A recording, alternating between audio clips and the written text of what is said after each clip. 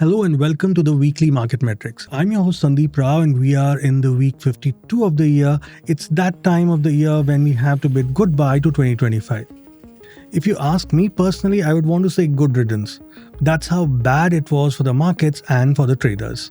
Talking about the week, the markets continue to be choppy. It's one of those one step forward and two steps backward kind of price action. The breadth is largely concentrated towards the large caps with broader markets bleeding. Not really the kind of Christmas rally we wanted. While Monday had a solid bullish run, the rest of the week didn't seem to agree. So what do we expect now? Let's check the charts and see how the price action played out and what looks possible for the coming week.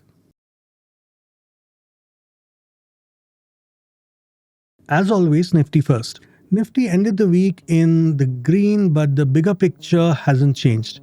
The index is still stuck in the 25,700 to 26,200 range. This week's high was 26,236, but it couldn't hold there and closed at 26,42. That's a gain of 76 points or 0.29% compared to last week. The close above 26,000 is again a small silver lining. The weekly range narrowed further to just 228 points or 0.87% down from last week's 320 point range. This clearly shows the lack of activity in the last couple of weeks of December as most market participants are on holiday. Immediate support is at 26,000 level followed by the 25,850 to 25,700 zone. On the upside, immediate resistance is at 26,200 with the all-time high around 26,325 acting as the next hurdle. I'm expecting a decisive breakout or breakdown from this range in the first week of January 2026. This month-long consolidation sets the stage for a meaningful move. As always, my bias is on the upside. Let's see how it plays out. Moving on to the daily time frame on Nifty, consolidation continued, but this week the range compressed even further. Nifty remains stuck in a narrow band of roughly 228 points between 26,236 on the upside and 26,008 on the downside. The week had only 4 trading sessions. The first 2 closed in green while the last 2 ended in deep red. On Wednesday, the index attempted to move above 26,200 but faced selling pressure from that level. The selling persisted into Friday, though Nifty managed to close above the psychological 26,000 mark. Support and resistance levels remain broadly in line with the weekly chart. Immediate support is placed at 26,000, followed by 25,850 and the lower end near 25,700. On the upside, 26,200 continues to act as a key resistance area. Overall, there is still no clear directional strength on the daily chart. On the hourly time frame, Nifty extended its move above the 50 EMA from last Friday with a gap up opening on Monday. However, through the week, price kept drifting lower while the EMA caught up. And by Friday, Nifty was back below the 50 EMA. This clearly shows that no trend is getting sustained either on the upside or on the downside. Momentum fades quickly, making trend following extremely difficult. December, which is historically a positive month, is not playing out that way this year. Based on the hourly chart, the bias remains sideways with choppy price action and no clear edge for directional trades. Talking about Nifty's range till expiry, the expected range into Tuesday, 30th of December expiry, which is also the monthly, quarterly and half-yearly expiry. Now, based on the options data, the ATM straddle closed around 128 points down from 155 points last week, indicating lower expected volatility. With Nifty spot closing near 25,042, the implied expiry range comes to, on the upside, 2642 plus 128, which is 26,170, and on the downside, 2642 minus 128, which is 25,914. So a 0.5% move on either side from the current close. Options pricing suggests no major move is expected into expiry. That said, there are times when the realized move exceeds what options are pricing in. So that's something to keep in mind. Looking at the open interest data, 26,200 call and 26,100 call hold the highest open interest on the call side. On the put side, 26,000 put has the third highest open interest. This clearly suggests that market participants are not expecting Nifty to move beyond the 26,200 level by expiry. The 26,200 zone is showing up as resistance across multiple analysis, making it an important level to watch out for. That said, in highly liquid contracts like Nifty, open interest can shift very quickly from one strike to another. So this data reflects what the market is currently pricing in, and it's not about a fixed outcome. Moving on to SENSEX. On a weekly time frame, SENSEX saw its range compress even further. The weekly range shrank to about 800 points, down from last week's 1040 point range, highlighting continued consolidation. The index closed 112 points higher, that is 0.13% compared to last week, but the candle was very weak with a long upper wick and almost no real body. This kind of price action suggests a lack of conviction at higher levels. Support levels remain unchanged. 84,500 to 84,200 zone on the downside, and on the upside, resistance continues to be near 85,700. Overall, Sensex remains in a consolidation phase with no clear directional edge on the weekly chart. On the daily time frame, Sensex showed some early strength this week with a gap up opening on Monday.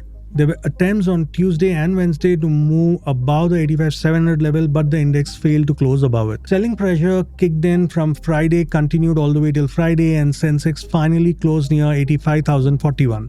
The index remains range-bound with 85,700 acting as the key resistance and 84,700 as the immediate support. A deeper support is placed near 84,400 level. Overall, the structure remains sideways with no clear directional bias unless Sensex breaks out of this range. Talking about the expected range for Sensex till expiry. The next Sensex weekly expiry falls on Thursday, 1st January. That's the first expiry of the new year. The Sensex ATM straddle closed at 621 points, which is similar to last week's 636 point straddle premium on Friday, while last week had one less trading session.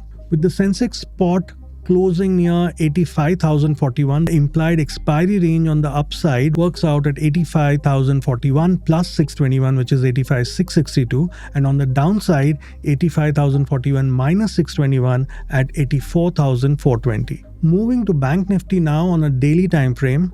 BANKNIFTY closed in green on Monday, followed by 3 consecutive red candles. The index ended the week at 59,011, down 58 points or 0.1% compared to last week's close. The weekly range narrowed to 531 points, that is 0.89%, significantly lower than last week's 820 point range. This marks the second consecutive week of range contraction, with the current week also forming an inside candle. Support and resistance levels remain unchanged. The 85,700 zone continues to act as a strong support. On the upside, resistance remains intact near the 59,550 zone. Overall, the trend stays sideways with BANKNIFTY stuck between 59,550 and 58,700, a range of roughly 850 points. Also, do note that BANKNIFTY also has its monthly expiry on Tuesday, 30th December. Moving on to the hourly time frame, BANKNIFTY opened above the EMA on Monday but slipped back below it on Wednesday and stayed there through Friday. The price action points to a sideways to a choppy market with no clear short-term trend. Short-term trend following setups continue to struggle badly in this environment. Moving on to the rate of change, we are nearing the end of the calendar year 2025 and BANKNIFTY clearly stood out this year. It delivered around 16% returns with a maximum drawdown of just 7.27%. Nifty gained about 10% for the year with a max drawdown of 8.7%. Sensex ended roughly at 8.8% gains with a similar drawdown profile. Nifty Midcap had a rough year, managing only about 6.32% returns. Most of these gains came in the last 3 months where it rose about 9%, but it also saw a much deeper max drawdown of 17.76% in the calendar year 2025. This week itself remained largely sideways with Nifty, BANKNIFTY and Sensex moving in a narrow band between plus 0.3% and minus 0.1%. Midcap Nifty fell 1% this week. Talking about the top sectors this week, have a look at this table and tell me what do you see.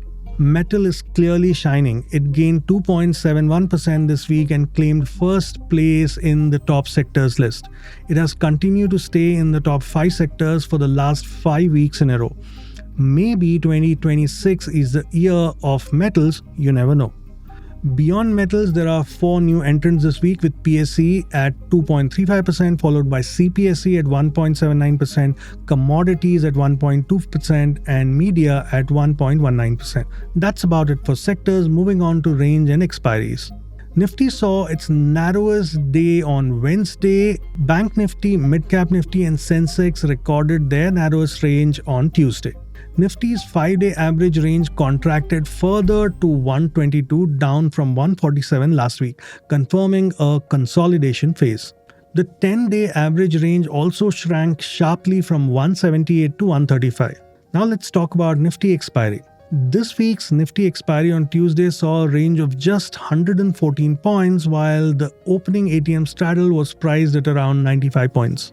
Apart from the first and the last 45 minutes, Nifty largely remained inactive through the session and ended only 5 points higher than the previous close. Overall, it was an easy expiry, but the premiums were pretty low to offer good risk-reward trades to sellers. The SENSEX expiry on Wednesday saw a range of 396 points, with the at-the-money straddle price around 270 points at the open. The index covered 351 points in just the first hour and then fell nearly 395 points from the day's high to close at 116 points, or 0.14% lower than the previous day. Once again, the relatively low premium made it challenging for systematic option sellers, especially for 0DTE trades. Talking about India VIX, it fell another 4% this week, closing near 9.15.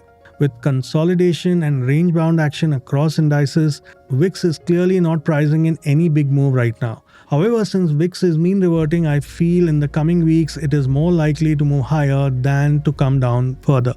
Moving on to commodities this week. In the commodity space, silver continued to lead, up 12% this week and over 140% on a YTD basis. Copper also saw strong traction, gaining close to 12% for the week, while gold moved up steadier at 3.8%. Crude oil was mildly positive for the week, up around 3.9%, but it continues to remain weak on a medium-term basis and is still negative for the year. Natural gas bounced about 9.8% this week, but the larger picture remains weak with deep drawdowns and negative YTD performance, which is expected with natural gas. Overall, metals continue to dominate the commodity pack while energy remains mixed to weak. In summary, across Nifty, SENSEX and BANKNIFTY, price action stayed range-bound with shrinking ranges and low volatility. Attempts to break out failed, but key levels held, and the market showed no clear directional strength on any time frame. Option data reflected the same low premiums, tight expiry ranges, and limited opportunities for both trend followers and option sellers.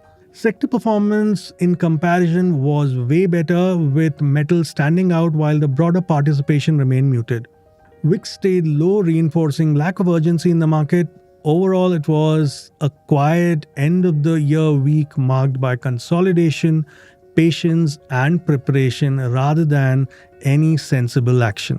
Moving on to what caught my attention this week. One, I came across this SCMP, which is South China Morning Post interview of the Singapore's former foreign minister, George Yeo, where he shares his view on US-China dynamic to the future of Taiwan and most importantly, why he thinks US dollar could crack.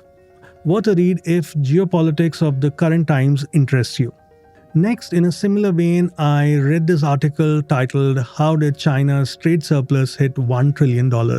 Now, you may ask whatever happened to all the tariffs that DJT imposed. Well, that's exactly what this Al Jazeera article talks about. The thing is, despite the trade war, China has emerged largely unscathed. The tariffs essentially changed who China trades with and where they manufacture, but they did not diminish China's status as the factory of the world. Another good read. You will find both the links in the description. Now over to what to expect in the coming week. Now next week is a transition week between calendar year 2025 and 2026. It's a full trading week with no major events lined up. But I have a few housekeeping things and announcements for the coming week. 1. 30th December 2025, Tuesday is the monthly expiry for Nifty, BANKNIFTY and all other NSE indices and stocks. 2. From 31st December 2025, there will be 4 new entrants in the F&O segment: Swiggy, Wari Energies, Premier Energies, and Bajaj Holdings and Investment. 3. NSE index derivatives are undergoing a revision in lot sizes starting from the 6th January 2026 expiry.